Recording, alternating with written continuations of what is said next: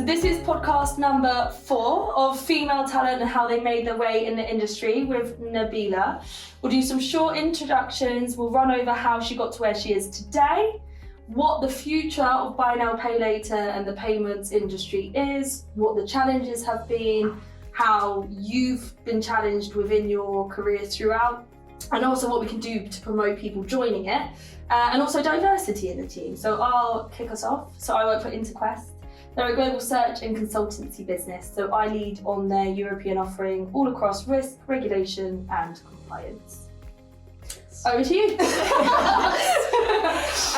Nabila Nouinou. I work for Tinka. I'm the COO. And Tinka is the biggest consumer credit company in the Netherlands. And we're slowly moving into the buy now, pay later space. Yes, and how would you say from where you started your career back when you was a lawyer, obviously you've gone over to Dubai, you've come back to the Netherlands, how have you got to where you are today? Good questions. Good question. I think throughout my career, just taking chances on opportunities. I think that is like the main thread throughout my career. In my move to Dubai, I was just practicing law in the Netherlands and just going on a whim to a country I've never been before and just trying things out. That was a huge risk. Turned out quite well for us. So at the end of the day, it's those recognizing those opportunities and just going for it. And even though it's very, very scary at that time, just pushing through, and what could go wrong? I think that's the question everyone asks. Yeah, I think it's if you just balance the risks and what's the worst that could happen in taking a chance on an opportunity, and most often it sits in your head at the end of the day. And the worst thing that could happen in my book is you gain a lot of experience. Whether good or bad, you learn and you move on. So I think that's the way that I've gotten where I am today is mostly that. Moving to Dubai, going into an industry I knew nothing about. I was practicing law, M&A in the oil and gas industry, and then all of a sudden I end up in payments, which I knew absolutely nothing about, working with techies. I can't code for the life of me, so it's really foreign. But I think it's exactly that, it being a bit exotic almost. That's the challenge that kind of drives me and keeps me interested in what I'm doing on a day-to-day basis. And I sort of fell in love with payments. The evolution. Exactly. And the dynamics of it and the developments that are ongoing, fast pace. I think it just has all these ingredients that really resonate with me. That's a bit around how I got where I am. And even with the roles that I kind of slowly moved into, we moved from being a practicing attorney, going in-house. That's a safe bet almost, because you're still kind of in your safe space, you're practicing law, but just for one client. Your comfort zone, as they say. Exactly. But I think kind of my first push into management and leadership, I think that was the most scary thing I've ever done in my life. Really? Yeah. Why? What did they do to you? I went from a 0 to $1 million overnight. So individual contributor, again, safe space, practicing law, just doing your thing. It's not, you know what you're doing. You're very comfortable in doing that on a daily basis. And then all of a sudden, I got thrown into the deep, asked to step up, become an MD, and manage 184 people overnight. So going from 0 to that's quite a big. That's a big job. It's a big job. So then you have all those eyes as well looking at you, like, so what do we do now? And I'm trying to piece it together myself. Exactly, it's exactly that. People are looking up to you because you're supposed to know what you're doing, and the reality of it is you don't. You very rarely do, and you figure it out as you develop. And at the end of the day, it all turned out relatively okay, I might say. But it is that, again, taking that chance. An opportunity is offered. Do you say, no, I'm scared, I don't know if I'm good at it, or I might be able to do it, and if I don't, what's the worst that can happen? Again, I'm being asked to do this. Yeah. So clearly someone thinks somewhere that I'm capable. So, you know, it's those choices that I've made that at the end of the day got me where I am today. I think that's a really key point to touch upon as well, is when people are asked to do something which isn't in their comfort zone and you go from this to that extent, so many people would just say no because it does take them outside of their comfort zone, and so many people like to stay within that. But then if you look at the industry, which is payments, buy now, pay later, and fintech in general, if there was a textbook on what each day could encompass and what each role is, there'd be a genius, but there's never going to be that, because if you look at it from hiring, you hire someone with what you expect to need, and then they come in and it's okay, well, there's all these different things as well. So it's people who can turn their head to many different avenues, and it's not, I'm an expert, I know it, let's go. It's, I don't, I'm going to go learn it, leave it with me, I'll come back to you. And it's that sort of mentality which gets people into the space, but then it triggers some sort of adrenaline and then they never leave. Yeah. No, it's exactly that, because if we all knew what was going to happen down the road, then we would become obsolete as an industry, as a business, as, you know, managers. It is exactly that. It is that challenge and that almost surprise, and of course you can anticipate quite a bit. But at the end of the day, it's an evolving space. On a daily basis, we encounter changes and things, whether it's from a regulatory point of view or from a technological point of view, or the market changes. It's super dynamic because you have all of these aspects that kind of chime in. That you need to be able to kind of navigate. It's not easy, but if you've gotten hooked on that adrenaline rush, it's quite easy to get, you know, excited about what you're doing. Yeah, and obviously with governance itself, it was always historically they have their own little space, and technology doesn't come into that, and don't try and tell us to change. How have you found the industry develop due to technology advances? I think we've come a long way, right? Like you said, it was this isolated space and these crazy techies that are doing some stuff in the corner. Things. Exactly. And it's now, I mean, we've reached a level of maturity that, you know, we couldn't have imagined to have happened in such a short time frame. Just a couple of years ago, if you'd asked people who Adyen was, nobody would know. And now it's like this huge company that isn't like a well-known, well-established industry experts working there. So it's a huge change in a very short time frame, and I think that is that is a bit new for everyone involved also, because you'll see also the regulator is looking at it differently. What are you doing? Yeah, exactly. So that it came from the space of what are you doing? We don't really understand what it is you're doing, to, hey guys, this is quite interesting. You know, how can we learn from each other and how can we help develop towards the future? And I think that is a sign of maturity again, which is a good thing for our industry. Yeah, no, definitely. And from the majority of the people that I've spoken with as well, that is the general consensus, is rather than the regulator kind of pushing you all back and no, they are wanting to learn, they're wanting to actually develop with the market, and they actually have a genuine interest in where the market's going, where your place is, and how they can help you have that place as well. Obviously, you've dealt with a multitude of regulators, as well as international ones. How would you say the mentality, also the relationship is between businesses and the regulator from all of those different jurisdictions? I think, again, it really depends on your approach. So I've never had an approach with the regulator of us versus them. I think if you are transparent and if you maintain a level of openness towards the regulator, it can only help you. At the end of the day, we're all in it for the same thing. We need the industry to have a great reputation. We need our business to move forward, and we need the market to not look at us strangely. So, and these are common.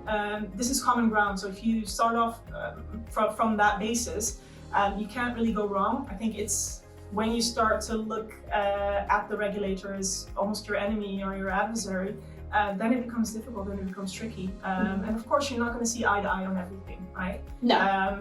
The regulator moves at its pace, and the industry and the companies move at their own pace, and you're going to have to struggle through it in a way, but as long sometimes. But yeah, at the end of the day, as long as you do that transparently, and as long as you're keeping an open line of communication, there's really not a wrong way of doing it. And if push comes to shove and you're really not seeing eye to eye, you can always revert to the whole legal framework that is there. But you can get quite far by just having that dialogue and that level of communication.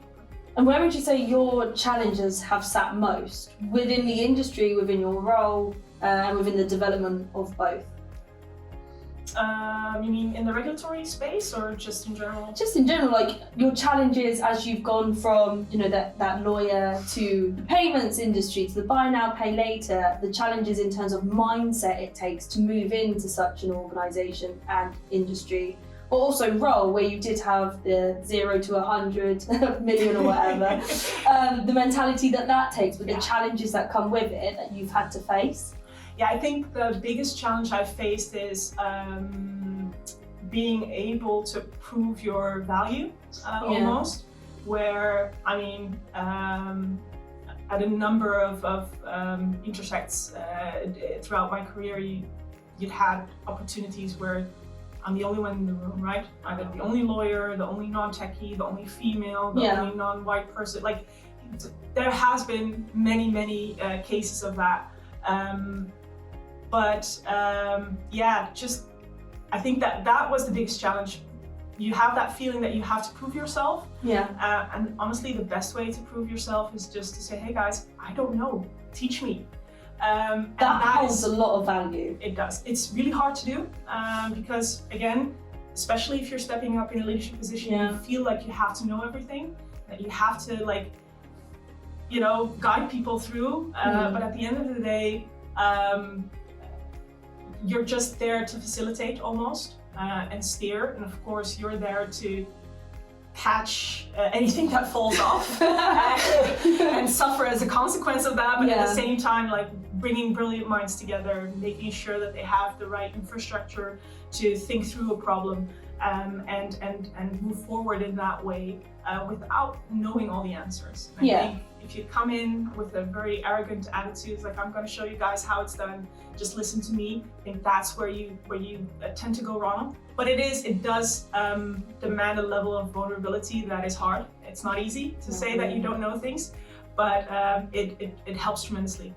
It's also not really our go-to as people to show vulnerability in a personal stage, let alone a professional stage as well. But I also see that changing quite a lot in a sense where people are promoting failure. Yeah. They're like, fail, experiment, do it. Yeah. We'll back you, we'll see what you do. But then people also having more willingness, because I don't know what it was before, but it was almost like people wanted to keep their knowledge to their knowledge and not share it because that could mean that they could get somewhere faster or be seen as better. Whereas now it's really advanced in a sense of, if you don't know something, there's a CTO over there who knows everything. Go and learn something. Go and pick it up and then come back and stay within your particular space and share your knowledge and incorporate other people's to be able to have that vulnerability, but also be able to grow your own skill set in different areas so you'll be able to see a problem that comes later down the line, which holds, as you mentioned, a lot of value. What keeps you in this industry? I think it's the ever-changing nature that really, we were talking earlier around, if I get bored, that's like the worst thing that can happen. It's over. It's over, you either go a million miles an hour or you're standing still. And I think this is the ideal industry where you really have that, there's not a day that I don't learn. And I think that it becomes harder maybe in different industries. I don't know, I've just fell in love with this one, so it becomes really, it fits like a glove. But it is that dynamic high pace, Adrenaline. adrenaline. The roller coaster effect. The roller coaster. I sometimes dream of calmer tides, but then you go on holiday for 3 weeks and you're like, okay, where's the mess? Let me Where's get the into fires? it. Exactly, yeah. It keeps a lot of people in, but it does take a certain type of person, and once you kind of dip a toe, you never really want to leave, and you would never really find yourself or see people going back to traditional banking and just banking as a space. With payments and buy now, pay later, there's been a breadth of challenges throughout the last 12 months, maybe 18. How would you say the industry is now, and what would you say the future of the industry is? Yeah, I think the industry, again, is getting to a level where it's facing reality almost. Buy now, pay later has historically been a space where, money's flush, interest rates are low or non-existent, so, anything goes. And I think now with the changing market conditions, the regulators, taking a sneak peek around the corner and actually wanting to regulate this, I think that's in a very short time frame that is starting to happen, and we applaud it. I mean, as a business, we are for regulation, and that's not something that many companies come out and just say. But I mean, we believe that buy now, pay later as it is today is not sustainable. Not sustainable from a business point of view, but also not from a consumer point of view. We're seeing one of my colleagues alerted me to a TikTok channel where, I'm not on TikTok, so you can guess my age now. No, but she was like, look at this. And it was like an entire channel focused around people exposing their buy now, pay later wallets and how much they owe. And these are like 18, 19, sometimes even, under 18s that have like multiple thousands of euros in credit, because let's call it out, it is credit, outstanding with buy now, pay later providers. And to me, like personally, that doesn't resonate. Like, this is not okay, especially not for, young people already, being in debt very early on in their lives. But also from a business point of view, do you want a 15, 16-year-old being in debt for multiple thousands of euros? That's just not okay. And we as an industry need to look at that more holistically. It's like, how can we fix this? Because this is it's not okay, it's not responsible. But as a business, there is a risk of default, right? Yeah. You have these people in debt for these amounts. Like, there is no central registry of buy now, pay later. So how do you manage what age they are or how much they're credited before it comes back? So for us, and I think that's what makes us as a business quite unique, we came from the consumer credit space. So we didn't dive into buy now, pay later as this, new space, and let's explore it and let's see what we can do there. We have 60 years worth of history with consumer credit, right? So we call ourselves a 60-year-old startup. So we're venturing in something with shiny new armor. Exactly. But we do know consumer credit. We know the market. We know exactly what risk is. And for us, it's just a different way of entering into this buy now, pay later space where we feel comfortable welcoming regulation, because we've been regulated for so many years. There's nothing new under the sun. It's nothing to be scared of either. It's just the way it should be welcomed. And I think if we as an industry, and this is like the whole buy now, pay later space, would look at it from a different point of view as to, let's do the responsible thing versus short-term thinking, let's, launch, make a lot of money or not. Give or take.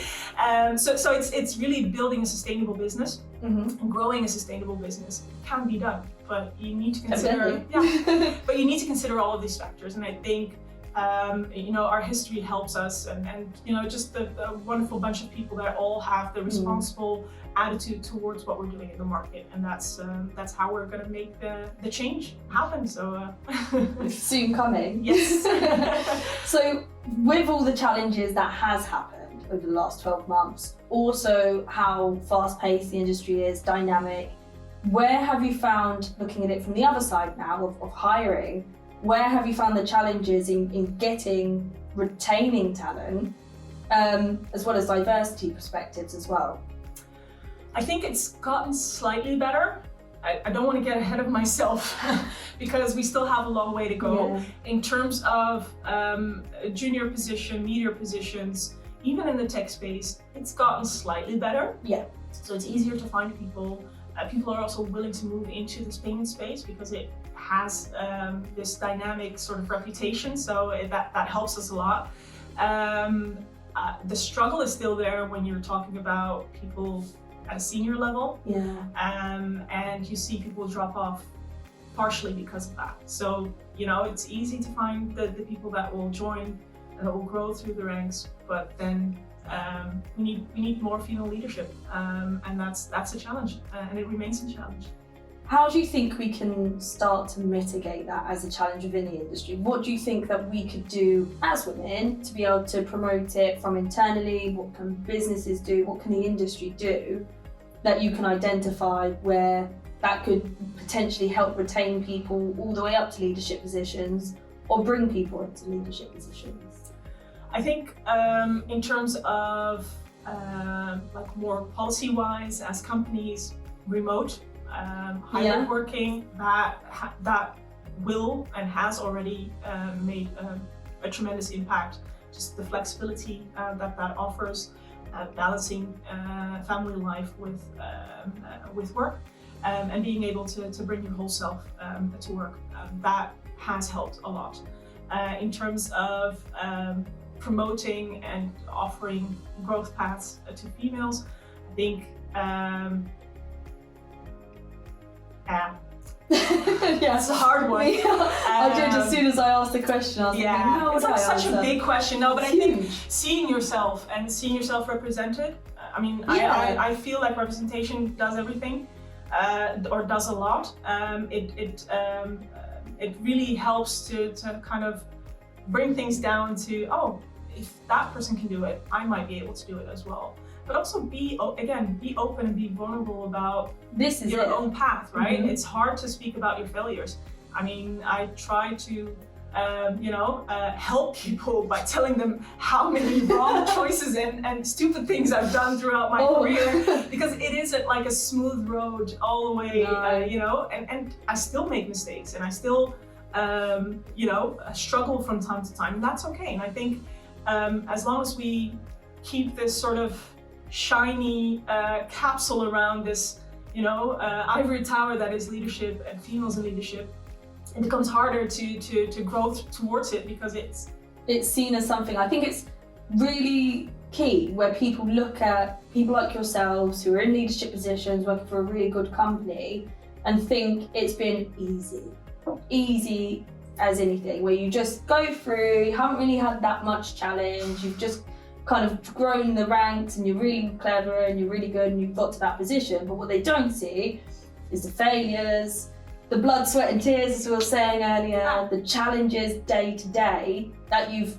overcome from resilience in order to get you to where you are today. And I think it's kind of stripping back the pain and then everyone actually being able to see what it takes to get there, rather than thinking you just happened to wake up in it just happened magically. Don't even know where I am. Tinka. But that's exactly it. It's the classic iceberg, right? Everybody just sees that shiny top, but they don't see what goes. What happened? Exactly, yeah. And where do you see that developing in terms of your space in the market and where you are at the moment, where you are, what is the future of your journey? I think in terms of helping the next generation come up and try their hand at leadership and see what's out there for them. I think, giving people the benefit of the doubt. Us women, and now I'm generalizing, we don't like to shout off the top of our lungs what we've accomplished. No. This is very awkward space for me as well. We were talking about it earlier, but it's hard again because we're not used to like shouting this is what out. I've done. This is exactly. how I've done it, and this is what I do now. Yeah. And I think that's ultimately it hurts us in our own careers because you need to do that in order to progress. Because if you're not comfortable or confident, giving yourself a pat on the back. Exactly. I did that. Then nobody's going to see it either, No. right? And it's also unfair to your teams because at the end of the day, you're leading a team. So if you don't give yourself and your team a pat on the back, nobody knows what went down to get us where we are right now. But it's now I forgot where I wanted to head on the other side. Yeah, no, lost it. We can come back. But how many times would you say you've sat there and just been, I am done, I'm leaving? Oh, that happens every other month, probably. No, it's a struggle, and it's also it's a consistent learning journey. You're learning so much about yourself because whatever you put out, you get back immediately, and that's really confronting. It's not easy. And it's hard to fail as well, right? I mean, it's not like out of 10 things that you do, there are a number of things are not going to work out the way that you plan them. And I think it's trying to reflect on that, acknowledge whatever went wrong and learn from it to take it on to your next challenge. And I think that's probably the hardest thing to do because we don't like to look in the mirror that often. No. Not at all. So yeah, I think that's probably what keeps you going. But I think the flip side of that is when you take that and then the next thing comes along and then you're like, oh, I learned what I messed up last time. I'm not going to do that this time. And then something actually works and it works well. And that gives you the adrenaline rush. This is when it starts coming back. I remember why I'm here now. And those little moments are what keep you going. Although they seem smaller, they're moments which really you crave. Yeah. And as soon as they come, you almost have the energy you had when you first ever started in the industry of, oh, this is also exciting, it's so new, it's so different, the evolution of technology, the payment industry development, but also the different ways that companies are viewing it. And everyone at the moment is turning more, instead of we're a company, this is what we do, it's more of how can we actually be more beneficial for our customers? Yep. How can we look at our clients better? What can we do to make it easier for them, rather than how can we be the biggest, the best in the quickest amount of time? Yeah. I think for me, in this particular space, in buy now, pay later and consumer credit, I mean, it's no secret that I was not a fan of the industry before joining, and it wasn't until I spoke to our CEO where I truly believed in the purpose that we had as a business to change this industry and the commitment, making those hard choices that are, from a business point of view, don't appear to be the most straightforward ones, but ultimately moving towards a purpose that we all like and love. I think that's that combined with the adrenaline is like, okay, I see the changes, and even though it's like small things that are happening on a day-to-day basis, but you see that you're moving towards something and that it's starting to actually pan out, and that's the most rewarding thing that you can imagine working towards. It's when you see it from the top down as well. As you say, you probably didn't want to get into that industry, but if you speak to someone who genuinely has the end user and how the business interacts with them, how easy it is for them, how it can stop them going into loads and loads and loads of credit defaults, and how we can actually almost work with them to make it a lot better. Having someone at that sort of seniority drive it to the business from the top down, you can obviously clearly get on board with, because then it's also adding your own values in to work that you really enjoy. Yeah. And if you share the same values as a business, it's really easy to always see the future because you remember why you joined and it resonates. Yeah. And it's also, it's easy to criticize an industry from the outside looking in. Yeah, I think we're all subject to that. So it's like, oh yeah, consumer credit, it's like all about interest, and it's all about, making money off the back of, the pole, exactly, the whole spiel. But I think for me, what really drives me is like, you can be part of the solution, you know? And exactly. It might not go as far as you ideally would like it to go, right? But any change is change in the right direction. So for me, that's motivation enough to say, listen, I might not see eye to eye with everyone sitting around this table, but if I at least can be that voice of reason, of responsibility, of whatever you want to call it, then, you know, I've served my purpose. And that helps. Even if you can sit there and say you added a fraction as to how an industry changed and started looking at that particular space in a different light, that's even an accomplishment in itself, to be able to be a part of something, let alone be able to add value to it as well.